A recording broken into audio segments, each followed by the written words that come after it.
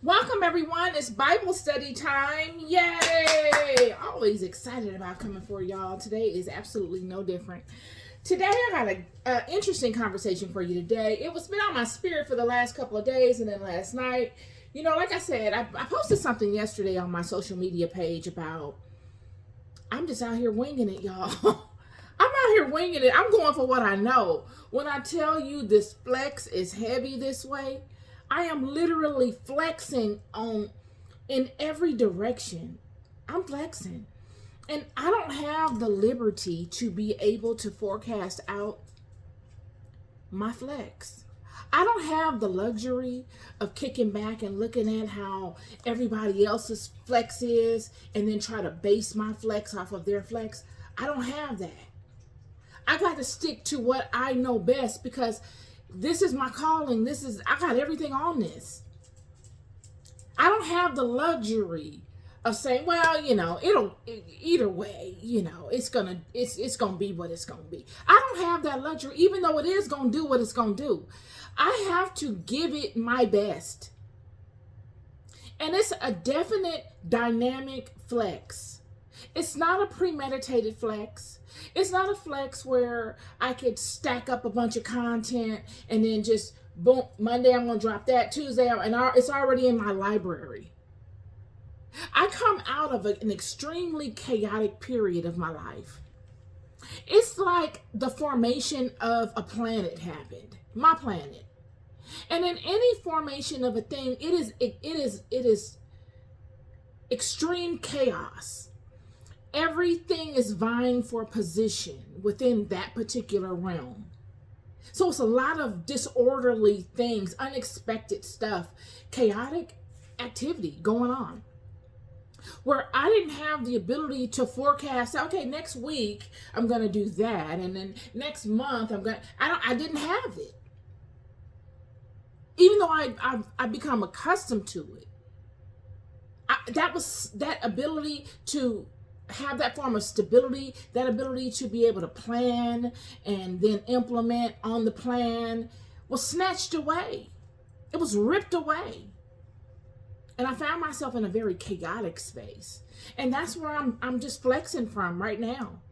I saw something on social media where a guy said, you're winging it. And I felt like, wow, he surely is speaking to me. Even though he probably wasn't. I am literally out here winging it. And all I can say is, look at God. Look at God. Look at God. I am out here winging it and dancing to a melody that is an acquired melody. It is not the melody of which I have become accustomed to and had mastered. It's an acquired melody, a melody that you don't choose. It's kind of put upon you. Yet it's in you, but you must dig deep to pull it forward because you're not used to pulling from that. It was never necessary for you to utilize, even though it lay dormant and you knew you had it. It just wasn't a strength that you needed because you were flexing with this other strength that everybody flexes with. But this particular melody requires a rare strength, and it pulls back all of the forms of stability that you're used to relying upon, just so it can get that rare oil from you. Anyway, that's just my tidbit of testimony. Let's get to the business at hand. I'm really anxious to get into this Bible study because the Bible study actually it is contingent upon what I just spoke to in its own little way. So I'm going to begin by invoking the Spirit of God, as I always do, to lead and direct my paths and my communications with you. And we'll begin. Heavenly Father, I come before you looking for you throughout the many pages of this book. Throughout my entire walk in life, I have searched for you, and I have found you. And I've remembered all that I have seen of you, and I've added it to my vast library of experiences and knowing of you.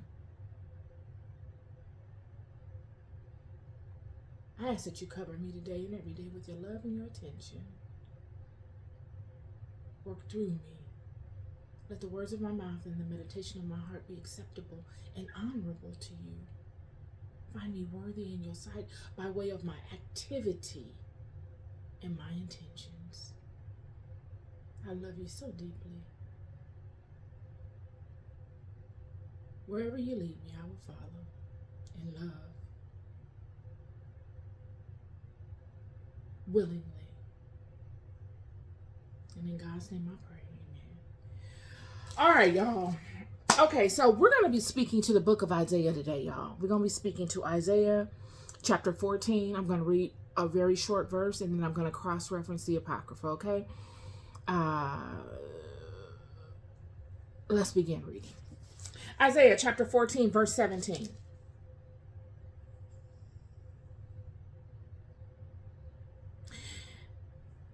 Let me rewind that. We're going to read from verse 16 to verse 17, okay? And they that see thee shall narrowly look upon thee and consider thee, saying, is this the man that made the earth to tremble, that did shake kingdoms, that made the world as a wilderness and destroyed the cities thereof, that opened not the house of his prisoners? Hallelujah, y'all. Okay, so I chose this because of what I spoke to initially. Facing the reality of your situations. Not in hope, not even in faith, but in knowing. There comes a point along your path of faith that faith must transition over to a knowing, or else you don't really have faith. Faith is the path walk, the escalator that leads you to the house of knowing. If you walk the path of faith long enough in any particular thing, and you are truly faithful to it, it will lead you to the house of knowing. There's no other way. There's no other way. Yet you will find yourself walking the path of faith many times in life. It's not as if the path of faith is just a one-off and you hop off the path of faith and now you just reside completely in the house of knowing. No. There are many paths of faith. There are new paths of faith in your life being forged each and every day. Because you're constantly moving in life. You're constantly growing in life. And you should be constantly exploring and doing and experiencing new things that require faith. This part of scripture is being spoken to of Satan. And this is Isaiah prophesying. He's speaking of Satan and his power and the way he is managing the children in the world. I've said this before, that this is Satan's world, Belial. The Apocrypha says it's Belial's world. It quite frankly and explicitly speaks to this being Belial's world.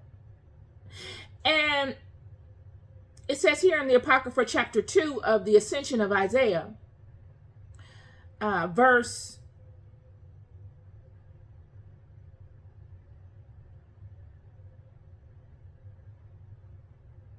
1 moment.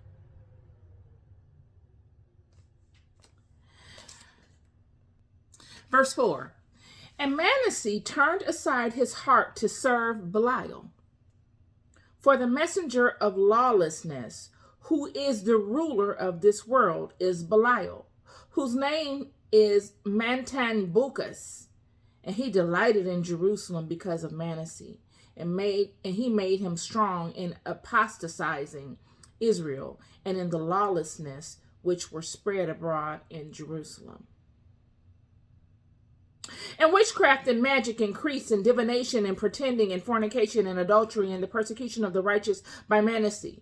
And Bochira and Tobiah the Canaanite and John of Anatoth and by Zadok the chief of the works. Okay, so that just gives you an understanding of the climate of what was going on amongst the children. A lot of witchcraft, a lot of false prophets, a lot of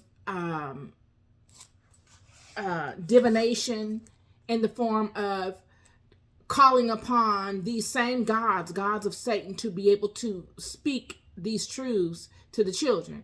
Because what we will find is that even though it seems a little contradictory, because David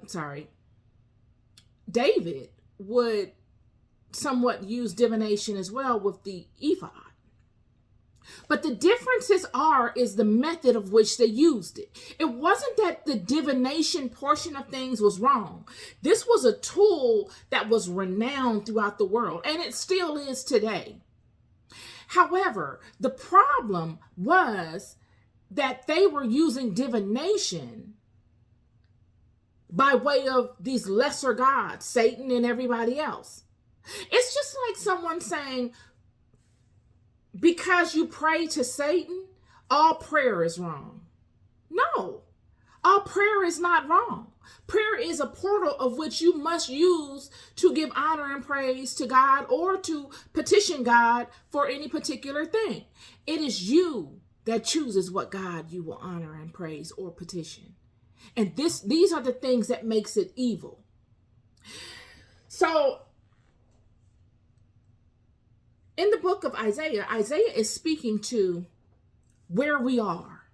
I'm going to look to name this Bible study No Longer Living in Paradise, No Fairy Tales. I was listening to that song this morning because last night I went to sleep with this on my mind, this Bible study, because I really didn't know which way God was going to lead me into delivering it. And then this morning I woke up with it on my mind. And then I began doing things around my house, and I had my music playing, and this song was selected on my playlist, and it came up.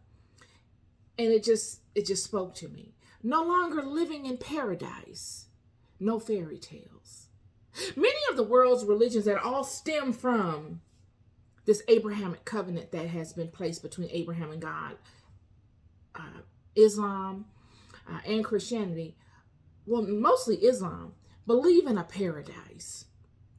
They believe that if you live a purposeful life, you will go to this paradise place, even in Christianity or Judaism.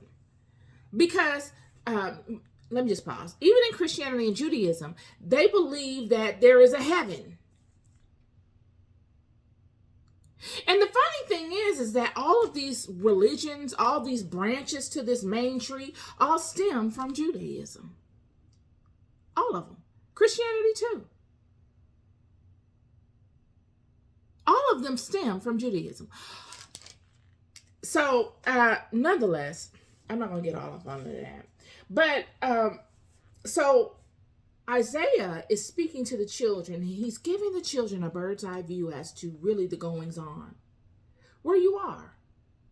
Just so you can understand the environment you're in, because I don't think many of us understand the environment we are in, the world we're in. We don't understand the realm that the spirit travels when they are born or when they leave. We don't even understand our role. We don't. We get offended when we even are faced with the truth of our role as the vessel of God. We feel like we should be more, like we're owed more than what we've gotten, and we should buck the system of God or in any system that tells us the actuality of who we are. We are put here as ambassadors of God, as God's footmen. You're not put here to have it your way and do as you wish whenever you feel like it, without any consequences or repercussions. You're put here as an avatar of something greater than you.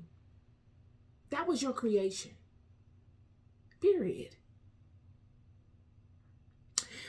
So,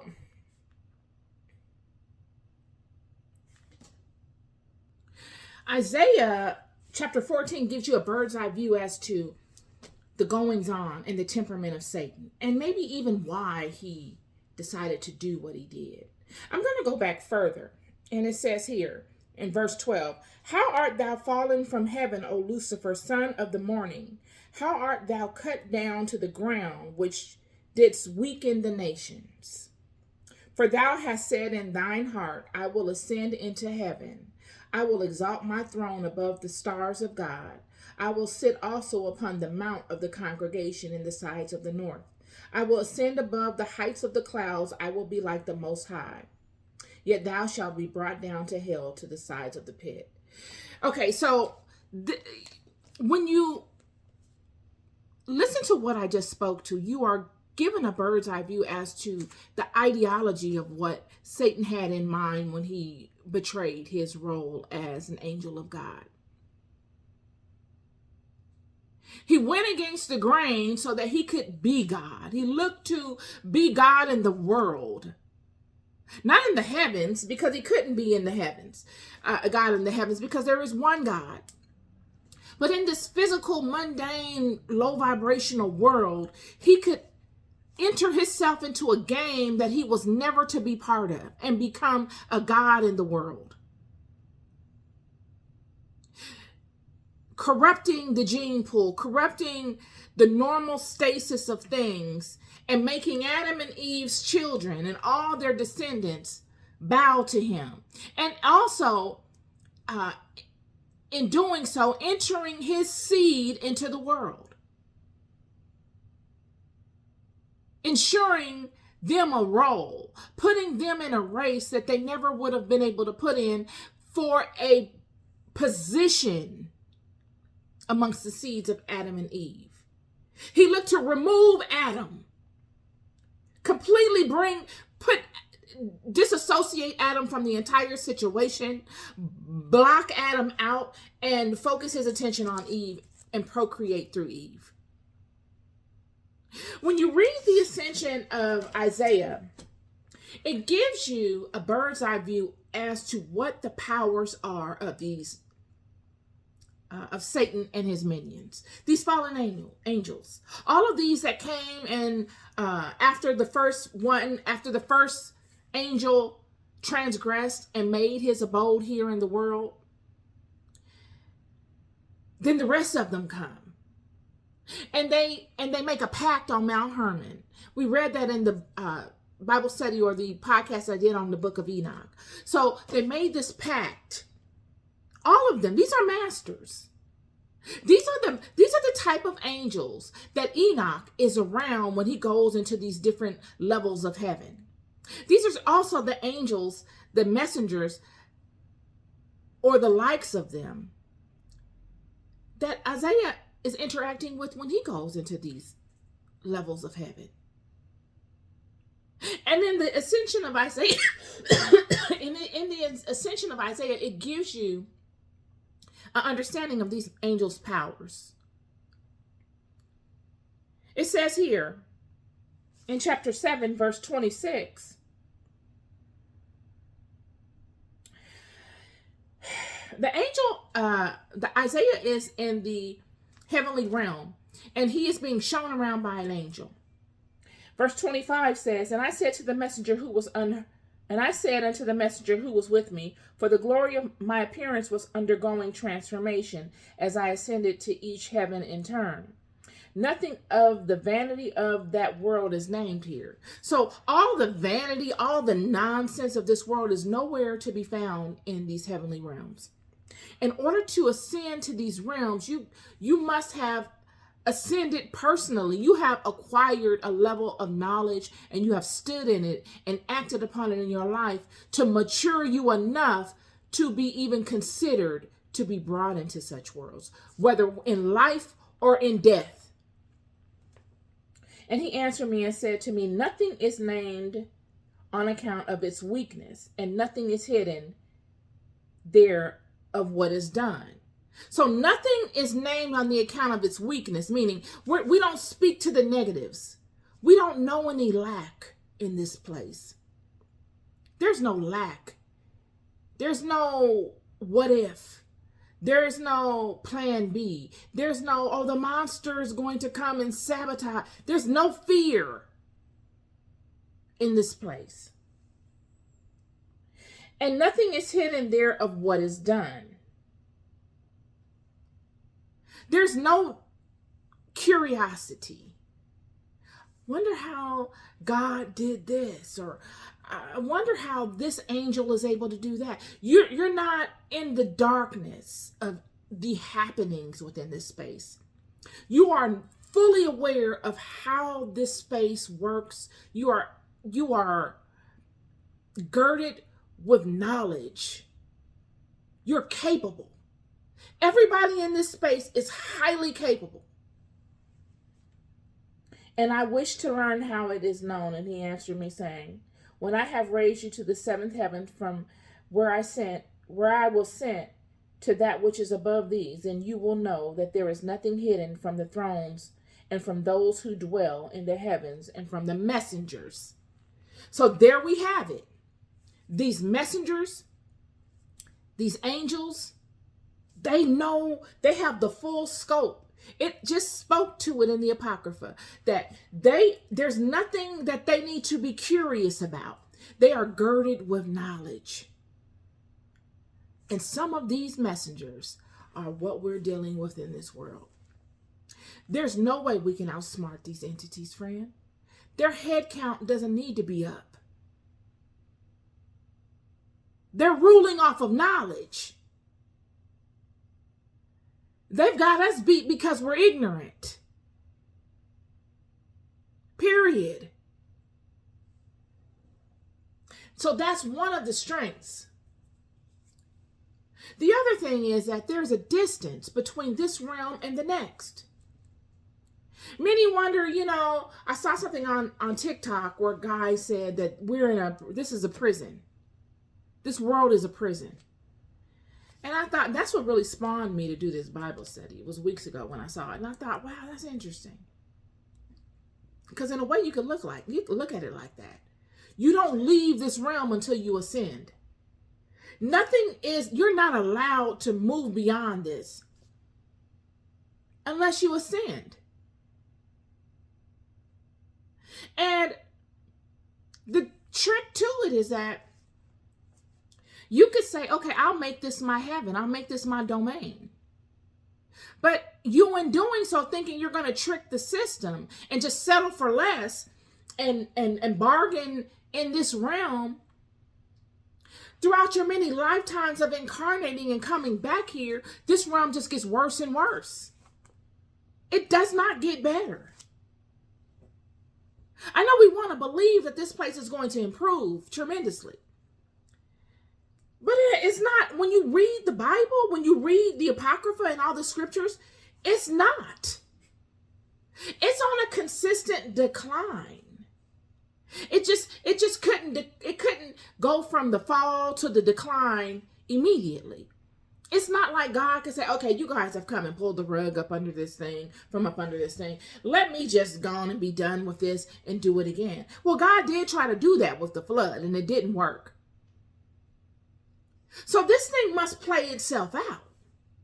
But it will play itself out to a decline of this world. This world will go away.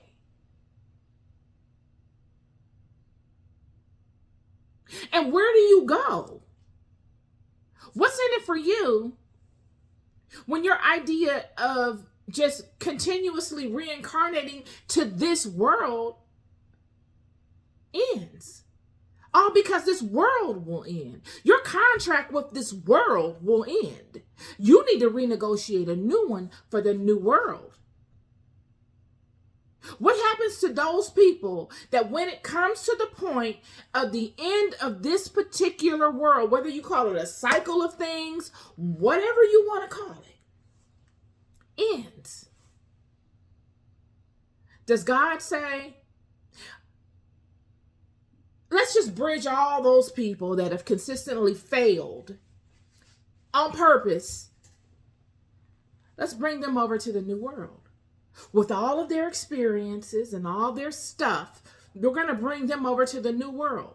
Because that's what happens when you transition. You don't lose your experiences, friend. At certain levels of awareness, ascension, certain memories come back, even if they're low-level experiences. You coming to the knowledge of, the power of the plant kingdom. I'm just using that as an example. Oh, wow. The plant kingdom that's a spiritual kingdom. Oh, okay. Something random or even fundamental that you come into the knowledge of unlocks a particular level of a memory that you've had. You get these deja vu moments, or even you get these downloads that you think are downloads. They're memories. Nothing's new. These are all memories.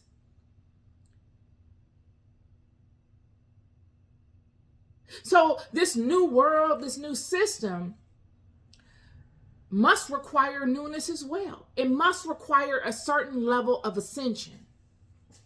It's got to.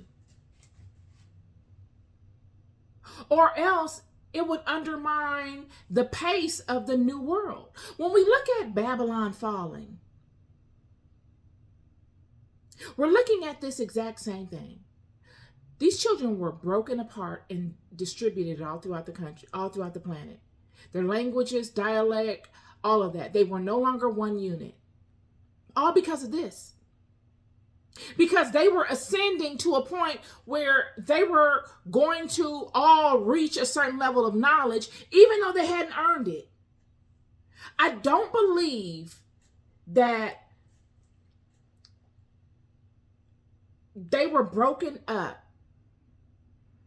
because they reached the knowledge. Again, I think it has to do with the method. It's all about the method. The method of which they reached the knowledge was as if they were all ear hustling off of one another. Each person hadn't ascended. It's like having the answer to the test and you're like, okay, here's the answers. And everybody says, give me that paper. Let me get, okay, here, you take it and you take. It's that kind of thing that was going on. So when you look at this new world kind of thing that we keep hearing across the planet or across the country or what have you on social media, you must think in these same terms. What have you acquired independently? Because that's how you're judged. You are judged independently. What have you ascended to independently? What value are you going to bring? Have you reached a level of self-mastery? Have you been concerned enough about the right things to be useful in this new environment? Or will you just be coming in with the same old stuff and pulling from past memories, contaminating this new environment? So we have an understanding of what the fallen ones know. They know, they have full knowledge. They're not ignorant at all. They're very much so capable. They understand the heavenly realms. It said here in Isaiah that Satan would try to mimic this realm, this heavenly realm. And in doing so, he says, thou says in thy heart, I will ascend into heaven and I will exalt my throne above the stars of God. I will sit also upon the mount of the congregation in the sides of the north. I will ascend above the heights of the clouds. I will be like the Most High. So there is an expanse in the heaven that is managed by Satan in this world. There's a limited expanse within this domed space that Satan manages. And the problem is, and this is which Isaiah is speaking to, is that Satan is managing it in a way where it's disadvantageous for us, the people, to be able to move beyond it when we transition out of this world. Another reason why these children were building up so high in Babylon. They were trying to build their way out of it in a way. One of the reasons why.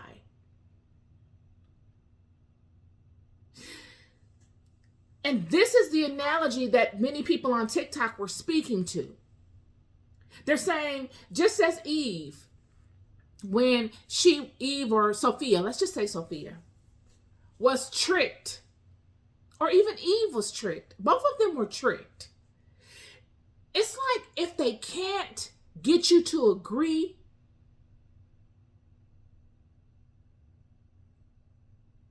they'll hold you hostage. They'll trick you into it. If they can't get you to say, okay, I want to come over here and be around, I want to be part of your thing, they'll trick you into it so you really don't have a lot of options, or you don't feel like you do. That's how they get their head count. It's through trickery. Hostage situations.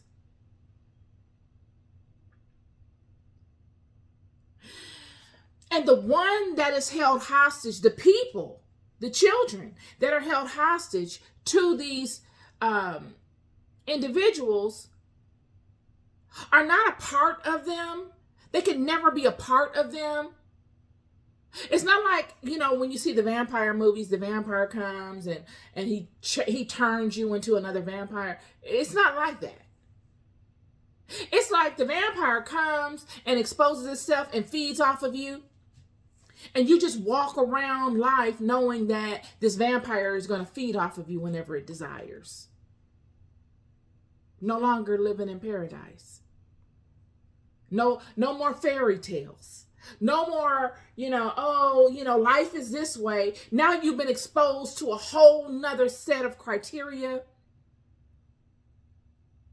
And you got to move in a way that honors the knowledge of what you've been exposed to. This is that. And that is why Isaiah is saying in the scripture, in verse 17, that made the world as a wilderness. You are the one that made the world as a wilderness and destroyed the cities thereof. And this is the part. And opened not the house of his prisoners. You didn't allow these people the advantage of ever ascending beyond this, because it's to your advantage that you keep them here. Regardless of how you drag them, you've got to keep them here, because without them being here, you have nothing. You've got to do the work. And in order for you to be considered a God, as a brother said on his podcast, I saw Brother Seven did a phenomenal podcast on it. On what makes a person a God. In order to be, one of the criteria of being considered a God is that you don't do the work, friend. Gods don't sit out here and do the work. You got people out here, yeah, I'm a God. What's up, God? What's up, God? And you're going to go clock in at somebody's job and manage somebody else's stuff. That is not what gods do. Absolutely not. Not to say working for someone is bad. I'm not saying that. But I'm telling you that what you would consider a God in the real spiritual realm is extremely much more greater than what you're thinking. You must be able to manage all the winds that come with life and in spirit yourself. You must have a name amongst these demonic entities that are extremely volatile and extremely tricky. You must be able to handle them. And many say, oh yeah, there are many wizards and sorcerers out here that know how to handle these entities. They're not handling anything. They're bargaining with them. You're not handling these entities. You're bargaining. And if you don't pay attention to them, and if you don't keep your end of the deal up with them, they will overcome you because they're extremely volatile. They're always looking for a way. They don't want to be handled. They don't want to really be attended to unless it's to their liking. They're always looking to get an advantage. Just as King Solomon with the ring and the amulet that God gave him to protect himself against them. God knew when he gave King Solomon these things that it was going to be all bad for King Solomon eventually. They corrupt you. We don't have in our knowledge, even King Solomon in all of his knowledge, this is the man that came before God and got endowed with such gifts. And he could not handle it. They took the ring, stole it. The demons. And his amulet. I'm telling you. So when you see these things happening in the spirit, when you see Isaiah speaking to this, he's giving you a bird's eye view as to what's going on. He's saying, you've bound this place in a way from the heavens down to the earth that before a soul even reaches to the appointed realm that it needs to go to, it must pass through all your traps that you've set to keep it here.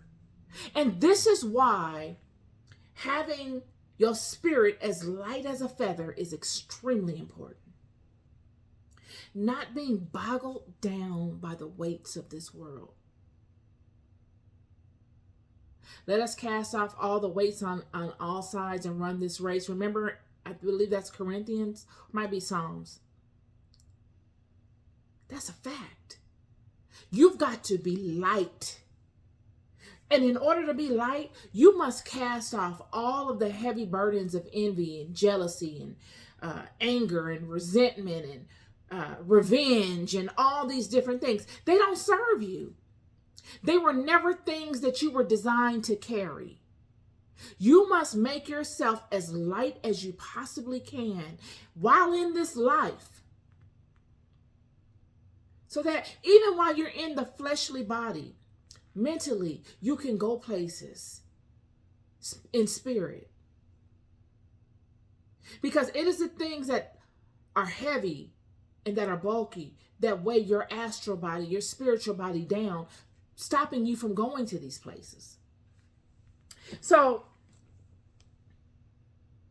also in the ascension of Isaiah, well, I didn't get to that. Let me back up. So the distance between this realm and the heavenly realm is extremely vast.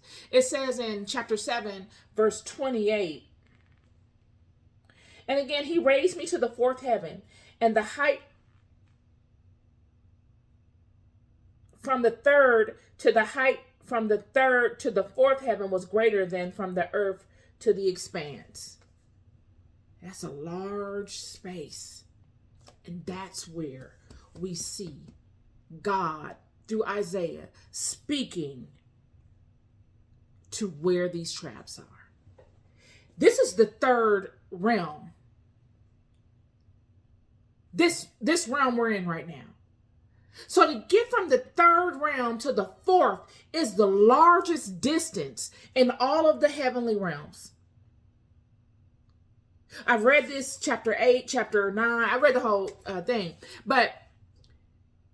And nowhere does it say that any of the distances between the realms are as vast as between the third realm and the fourth realm. To get out of this realm, friend, it's a long journey. It's huge. For a purpose. For a purpose. And that's why we see many people reincarnating over and over again. Because you're up against two forces. You're up against the net that Satan has cast within the heavenly realms that I just spoke to in this book of Isaiah. That is making this place somewhat like a prison. It's a place where you can only get out if you ascend to a certain level of lightness. to be able to move beyond these different states. Lightness to be able to travel this vast expanse. Because if you're heavy, you'll just, after a while, you just come back on down. You're too heavy, you're too bulky. It's tiring for the spirit. But if you are light enough, you will move much quicker. You will allow the ethers, whatever it is, I don't even know if they have wind in the ether, but whatever that is, to direct you as a bird is directed by the wind when it flies. If you're light enough.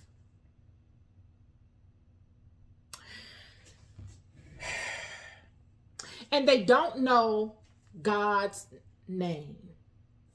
They don't know the name of God. When we read the book of Enoch, it shows in the book of Enoch God speaking, the angel of God speaking to Enoch and telling Enoch, God, on behalf of God, that they thought that they knew everything.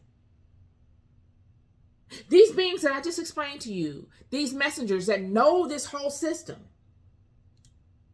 they know the roles of those that are in the system. They know how the system works. They know the angels. They know the names of the angels. They know the powers of the angels. They are masters at their own specific set of powers. They know.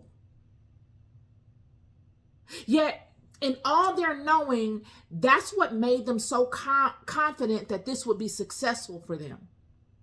That they could actually wage war with God because they felt as if they knew enough to be able to do it, to be able to contend.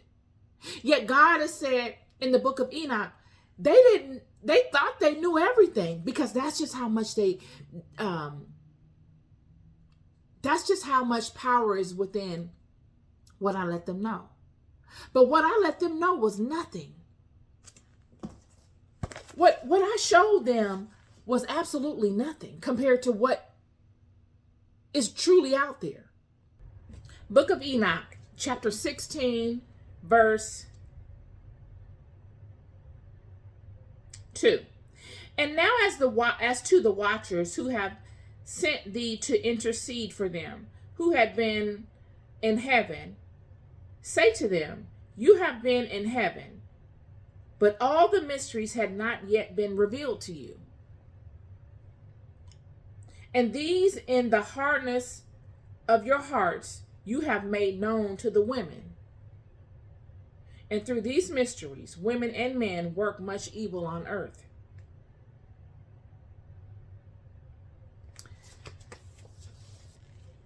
Say to them, you will have no peace. So there you have it. They thought that some of this knowledge that's being conveyed in the book of Isaiah, them being able to understand the realms and the power of this realm and how to harness this power and the will of God and the specific names of these other angels and their powers and how to, if you wanted to even manipulate such things, how one is granted access within these spaces, how one is denied access within these spaces. This power, this knowledge is what they have, and they have taken and created themselves as gods in the world. And they've mimicked God's kingdom in the world.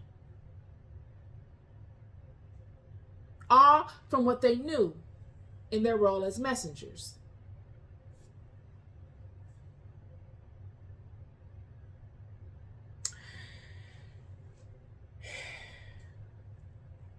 Yet they don't know the name of God. That's very interesting. I told you before, I'm going to do a video on names. That's important. Naming a thing is very important. To know a name is to know how to manipulate a thing. To know a name is like a chord. When you call it, it's got to come to you. You can always find a thing and call it forward, no matter the distance, no matter how far away it is in time or space. It must honor its name. Yet we have people name the same thing. What's in a name? It's a name and an experience. It's a name and a vision. See and hear. To see and hear. Or even to just hear. Or even just to see. Because you can see a name. Or you can just hear a name. But to be able to distinguish attributes of an individual and connect the two, that's the binding element. That's what makes it that individual. To know the nature of a thing. And then know its name. It's a very powerful thing. But these angels did not know the name of God. It is said here. Ascension of Isaiah, chapter 8, verse 7.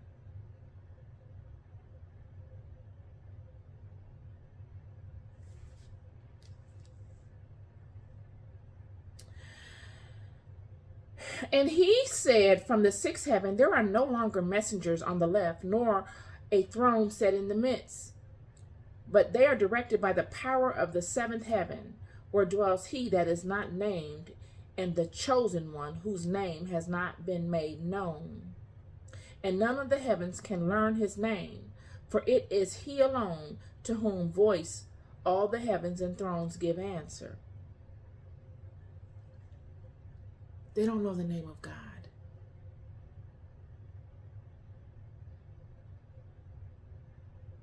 And that limits them, in a sense.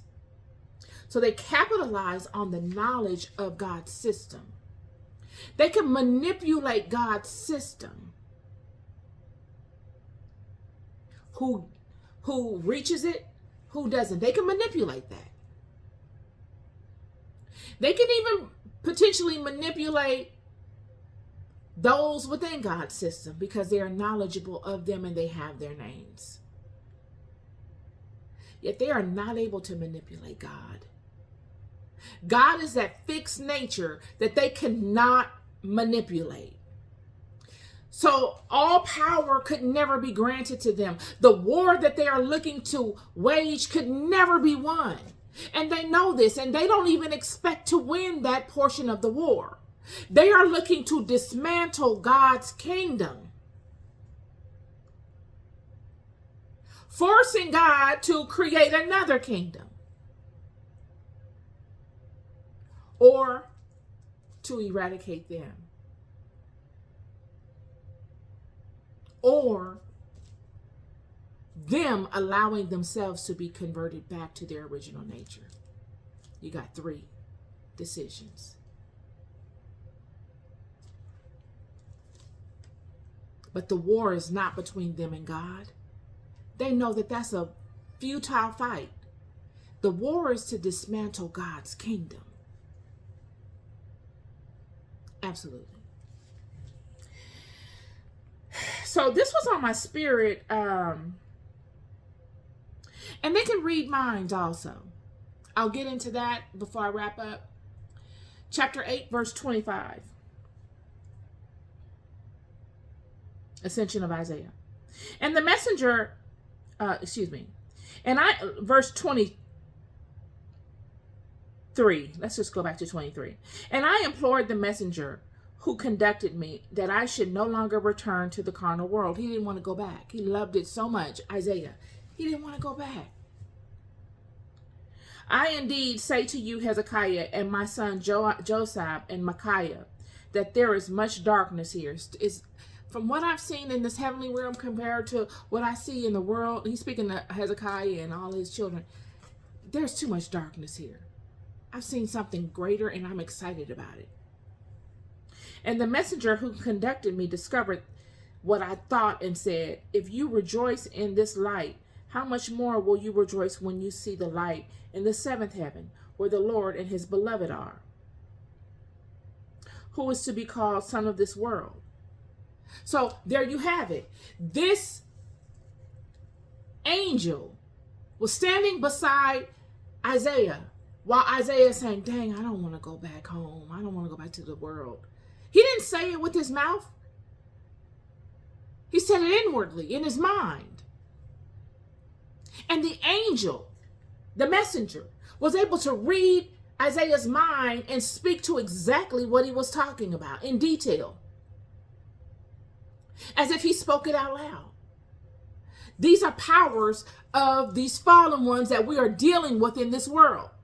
I know many of you say, oh, the dream world, they can't access the dream world. Friend, if they can read your mind, do you think it's some special angel that they don't know of, mind you, that's guarding the dream world? These angels, these fallen ones, I just spoke to you. They know everything. They know everything of God's system except for God's name. And even though there are things of God's system that they don't know, they have a huge amount of knowledge as to what they do know. And what they do know gives them the ability to act as gods in this world. God could not deny them the ability to be gods in this world because they knew what it took to be it. It's not as if God can wipe their memory. If he could, I'm sure he would have. There are systems and processes and procedures that must be upheld in God's kingdom. God's kingdom is an orderly kingdom, friend. Period. Once we begin to realize these things, we are more discerning in our movements. That dream you had, friend, was it really of God? You need to pay attention to it, yeah, because somebody sent it to you. But was it sent to lead you astray or lead you on the righteous path? Have you been paying attention to the God within you long enough to be able to tell? It doesn't matter if that dream came early in the morning or late in the midnight hour. Do you think these angels or these messengers only can read your mind at certain times? Times are extremely important, and days are as well. But I'm here to tell you, they got an angel that is a master of every hour and every day. I mean, these are the things we're up against. And we don't control any of it. All we do is barter with it.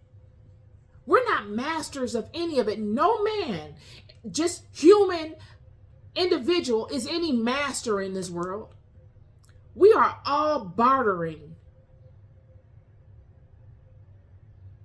All of us. Some more than others. But all of us are bartering. This is my Bible study for you today. Just thought-provoking, something for you to chew on and think about. You love more than you'll ever know. It's that love, that binding love, friend, that keeps you going. It is that love that covers you at every turn. Stay close to that love. Lighten your load and allow that love to cover you. You love more than you'll ever know. Be good to yourselves and be good to each other. Peace and love.